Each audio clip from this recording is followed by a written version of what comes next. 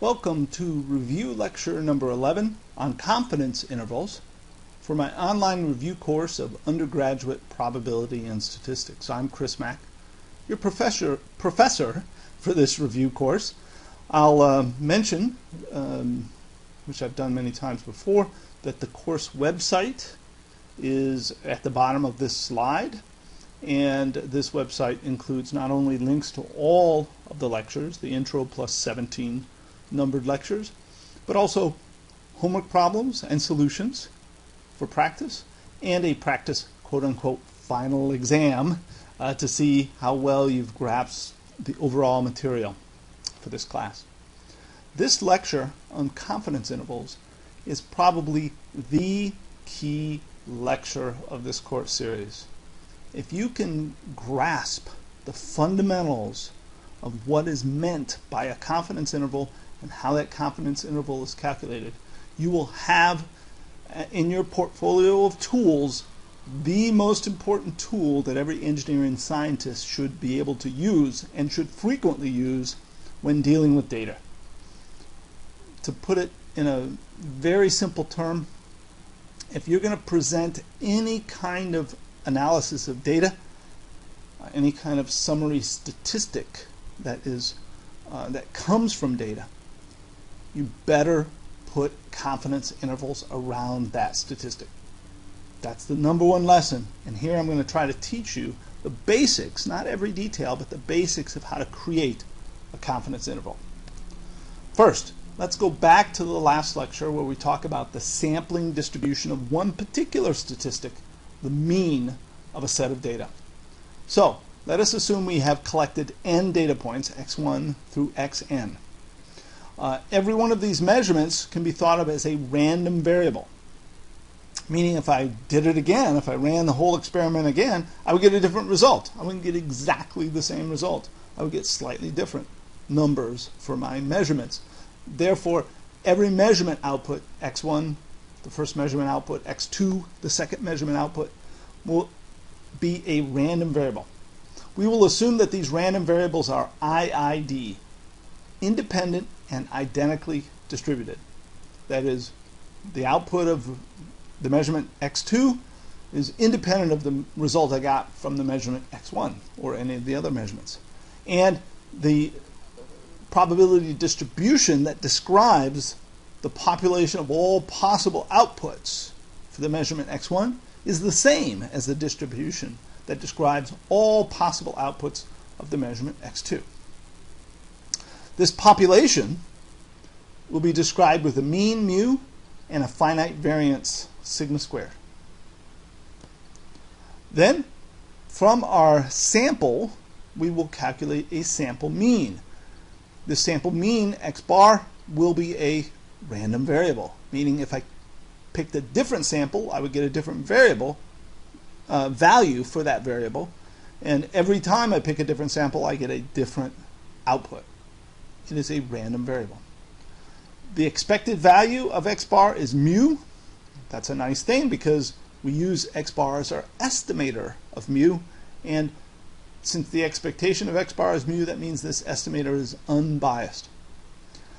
Our standard deviation of this estimator x bar is the standard deviation of the sample.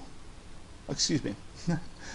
This is the standard deviation of the population, sigma. I said that wrong the first time. Sigma is the standard deviation of the population, the square root of the variance of the population.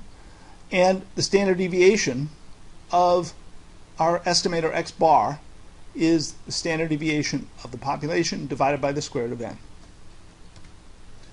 Then we saw last time by the central limit theorem, a very powerful theorem, taking x bar, subtracting off the population mean, dividing by sigma over the square root of n, that is the standard deviation of x bar, I will get a random variable called z. And z, by the central limit theorem, will approach a standard normal distribution as the number of samples in our sample space, in our sample, the number of measurements in our sample approaches infinity. So let's look a little bit more closely at what we mean by that. We say that x bar is an estimator for the population. X bar is a random variable. Every time we make another set of measurements, we get a different value for x bar. So for any given sample, any given set of measurements, we get little x bar. This is the actual number that we get from this particular sample. Because of that, we call it a point estimate. One sample, one set of measurements, one mean value comes out of it. That is our one single point estimate of what the true mean of the population is. So, what do we want from our estimator? We want our estimator to be unbiased, and if we can't have unbiased, we'd like it to be a low bias. We want our estimator to have a very small variance. We'll talk about standard error and what that means shortly. We want our estimator to have small variance. We want an efficient estimator. What does that mean? It's kind of combining the two concepts. An efficient estimator is one that has a lower bias or a smaller variance than some other estimator that's less efficient. And we have multiple estimators. In some cases, we have several different estimators as choices that we can make. For example, we use x bar as our estimator of the mean, and it's an unbiased, provided we correctly pick a sample that is random, that is, every xi is independent of every other xi. Every measurement is independent of the other measurements. Further, x bar is the most efficient estimator of the mean. There are other estimators of the mean. For example, for a symmetric distribution, underlying distribution of my population, the median is an unbiased estimator as well. Unbiased estimator of the mean of the population. But the median is less efficient than the sample mean. What do we mean by that? Well, if they're both unbiased, what we mean is it has a bigger variance. If we use the median as our estimator of the population mean, we find that the variance of that estimator is larger. So we'd rather use the sample mean as our estimator of the population mean. Now, there's some other criterion that might allow us to judge the median as a better estimator. For example, robustness, whether or not bad data points can affect our values, but we're going to ignore that for now. The idea here is we think about a random variable as an estimator. The actual instantiation of that estimator for the specific sample we just happened to get this time is called a point estimate. And we want that estimator to be as efficient as possible, low bias and low variance. Now, with all of that discussion in mind, we have to understand that our estimates of the mean have errors. Because we have a sample that is finite and small compared to the population, whenever we estimate the mean of the population with the mean of our sample, there's going to be errors. So we might ask, how large could these errors get? In other words, if x bar is our estimator, mu is the actual value we're trying to get, we're interested in actually the magnitude of x bar minus mu. How large might that get? Well, we have some clue as to how large that might get and how likely it will be that this error might get large. And that clue comes from the central limit theorem. Central limit theorem tells us that for any moderately large sample, z, random variable z, which is a kind of a normalized and offset random variable x bar, is normally distributed with a mean of 0 and a standard deviation of 1, variance of 1. We're going to use that fact to help us judge how good our estimator might be.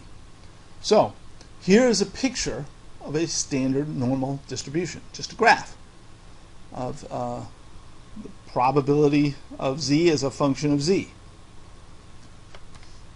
So, to understand or to estimate how large our error, x bar minus mu in magnitude, might get, let's define something we'll call a significance level alpha. As I go through this, you'll hopefully understand what I mean by this term. Suppose alpha is 0.05.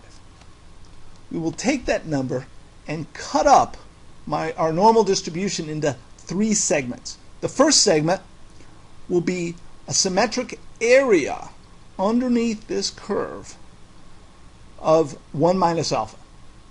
Now this is a PDF. PDF has an area under the curve equal to 1, and the area under the curve over some region is the probability that the value of that random variable will land within that region. So when I say the area is 1 minus alpha, what I'm saying is the probability that a random variable z will land in this particular area is 1 minus alpha. Give you an example. Very typical value of alpha is 0.05. Certainly many other values can be used, but let's pick 0.05 as our example. 1 minus 0.05 is 0.95.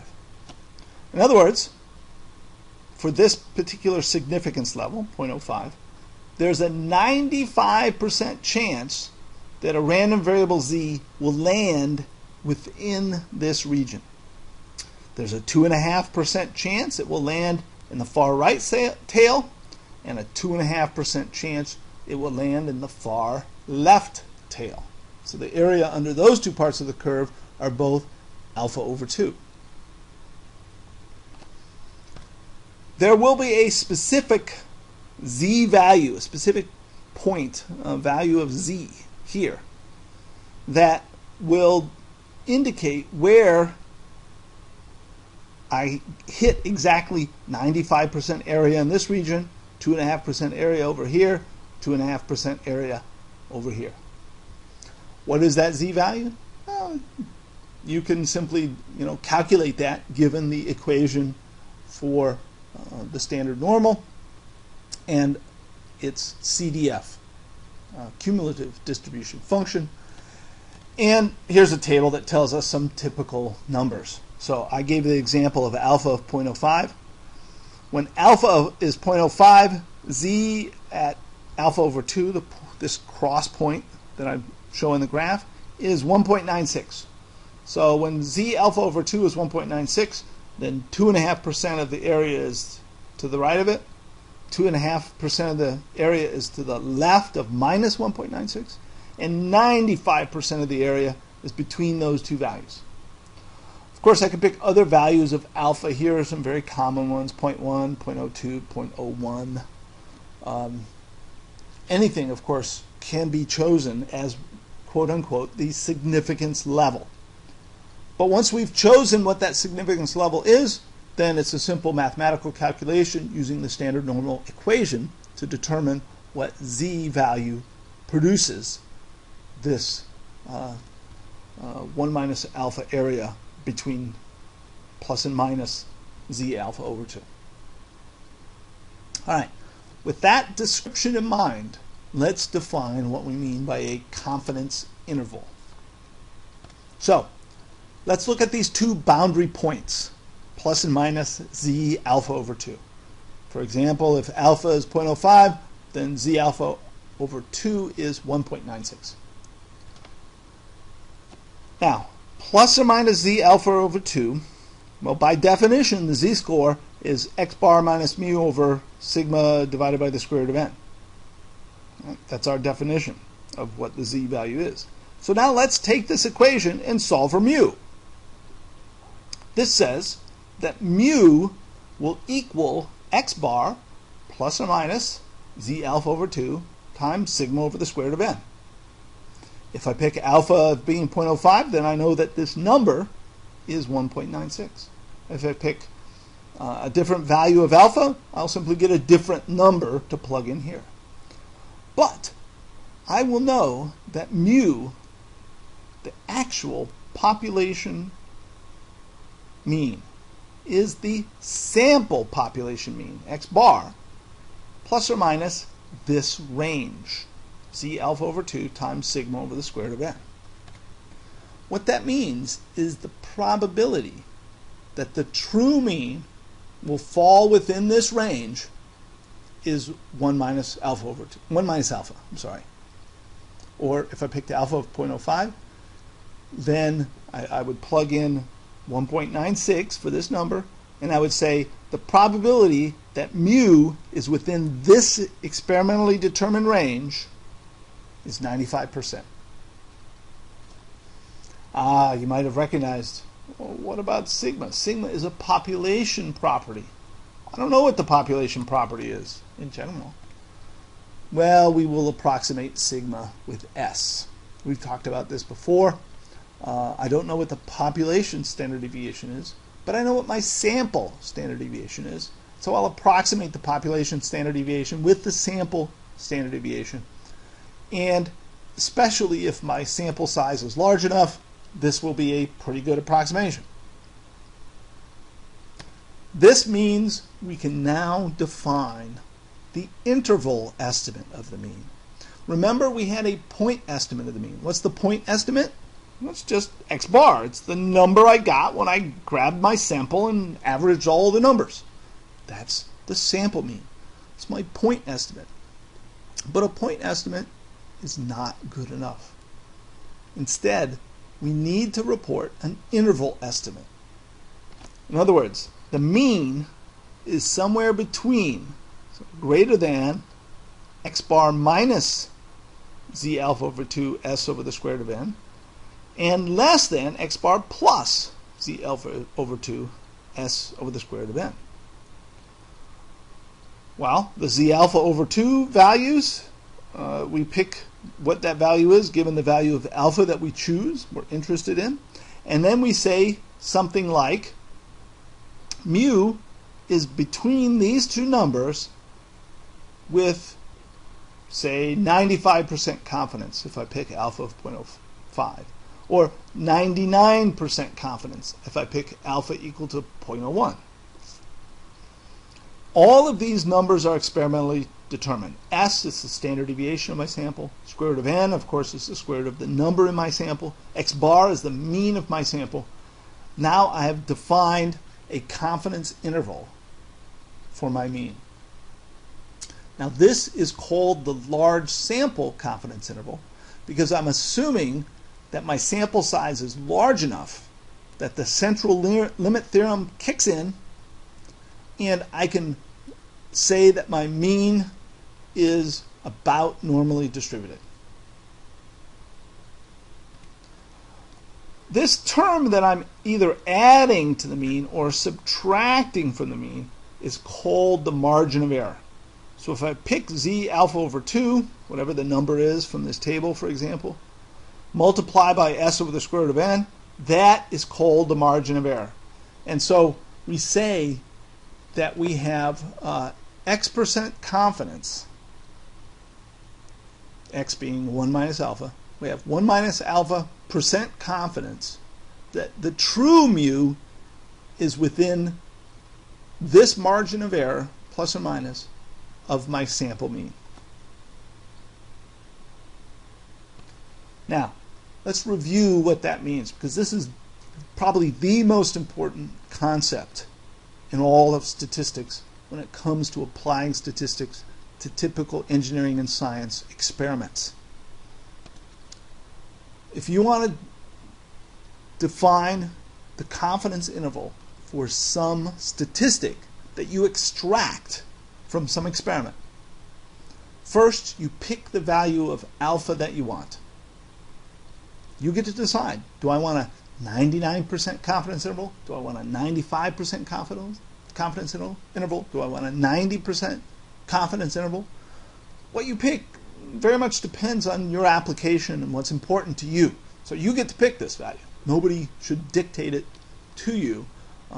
Certainly not a statistician or something that is not involved in your problem. Your problem might dictate the value of alpha that you should use, or the standards that your industry or your field of science might apply to this particular problem. But there's nothing about the math, nothing about the statistics that would dictate a value of alpha for you. Instead, it's problem dependent. You pick the value of alpha you want. Then you ask yourself, do I have a large enough sample so that the central limit theorem will kick in and my sampling interval can be considered normal, a normal distribution? If yes, then I will either look up or calculate the z alpha over 2 value from that value of alpha that I picked. If no, well, then I have a couple of choices. One is I can ask myself, is the underlying population distribution normal? That is, the population for a single measurement, is that normally distributed? If that's the case, and I'm using a fairly small number of measurements, then I should use my small number confidence interval, and instead of using a z alpha over 2 value, I'll use the student's t distribution and use a t alpha over 2 value. Now you hopefully recall that we talked about the student's t distribution last time and why we would use that instead of the normal distribution for the case of small samples. But it makes the assumption that the underlying distribution of the population is normal. Whereas if I have a large sample, the central limit theorem kicks in and I don't have to make that assumption. Central limit theorem tells me that the mean is normally distributed even if the underlying distribution is non-normal. Well, that gets us to the third possibility.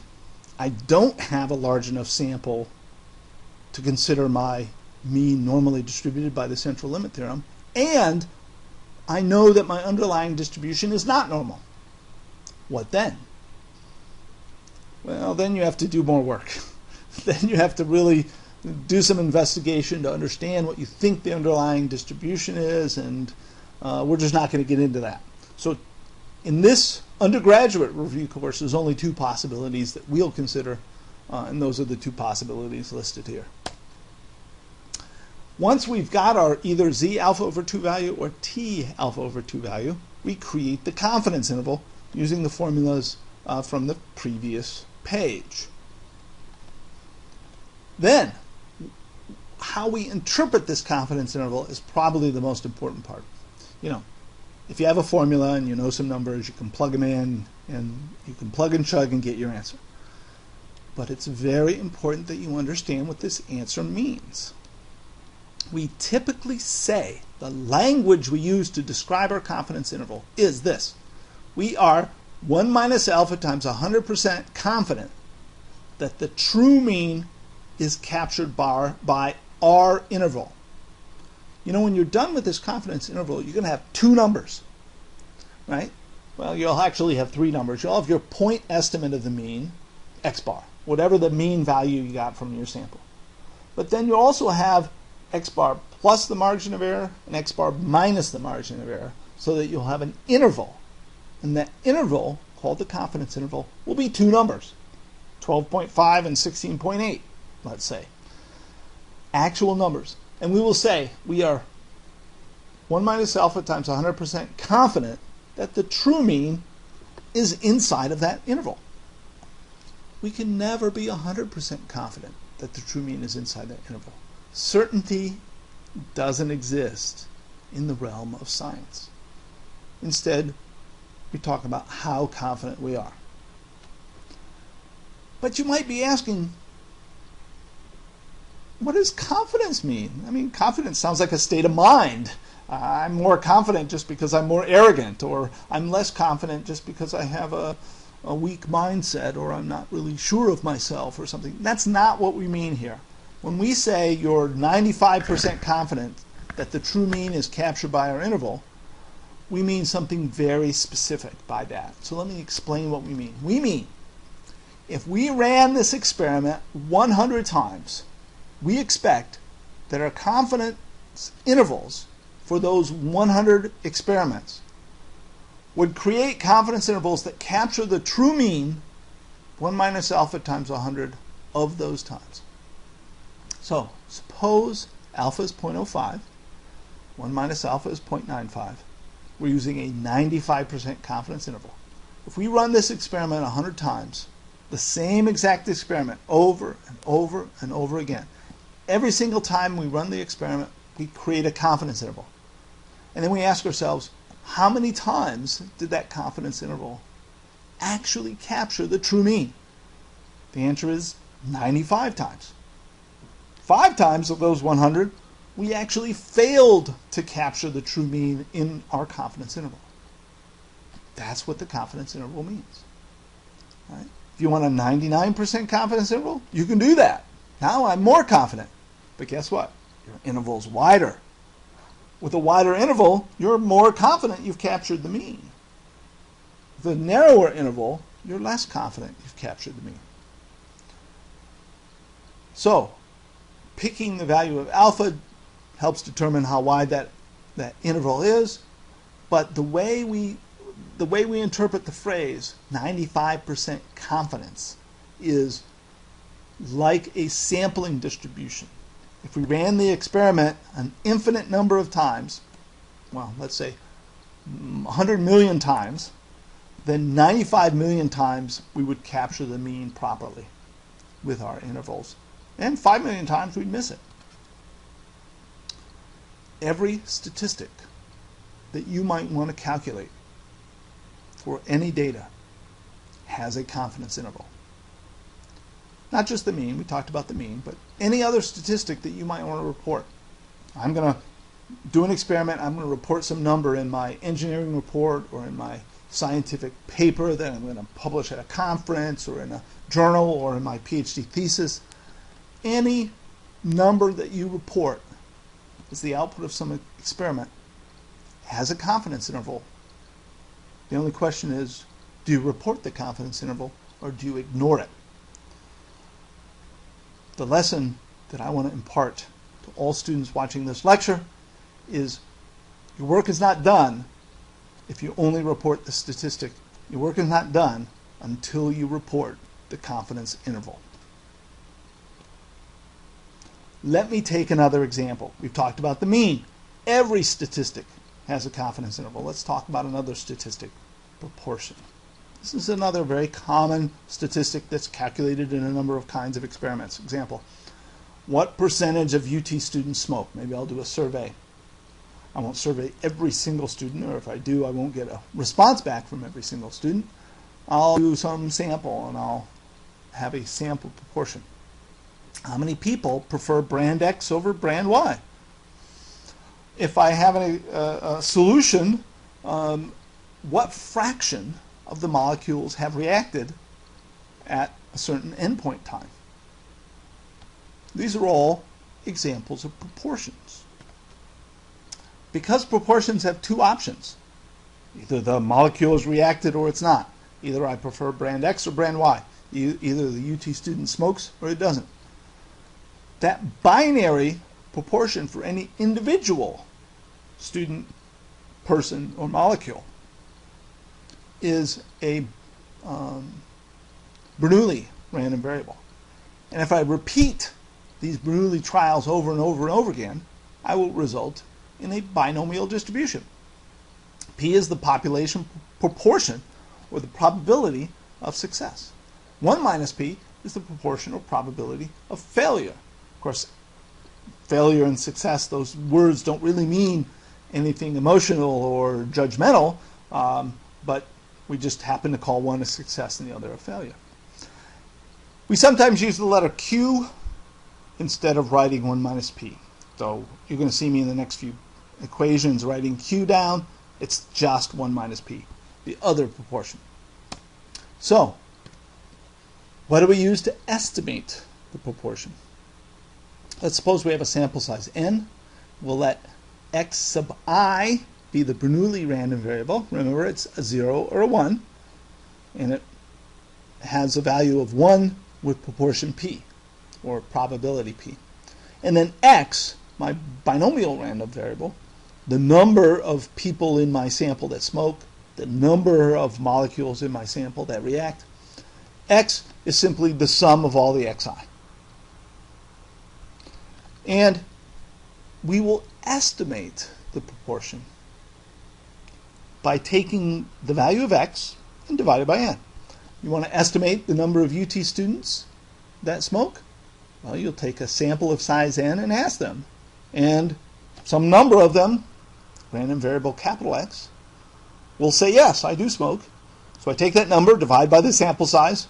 That is my point estimate for a particular sample of p, the actual proportion. And we call p hat our proportion estimator. What's the expectation of p hat? Well, we just apply the equation. Expectation of p has got to be the expectation of x divided by n. The expectation of x we have already calculated in lecture 8. N times p. Divide that by n, we get p. In other words, this is an unbiased estimator, as I'm sure we all expected it to be. Pardon the pun. The variance of p hat? Well, not nearly as obvious. What's the variance of p hat? Well, it's the variance of x divided by n squared. Remember, if I take the variance of an equation, I have to take the scalar that's multiplying my random variable and square it, and then take the variance of the random variable. The variance of x for a binomial distribution we've already calculated in lecture 8. Here's the answer. Divide this out, and I find that the variance of my estimator, p hat, is p times q over n.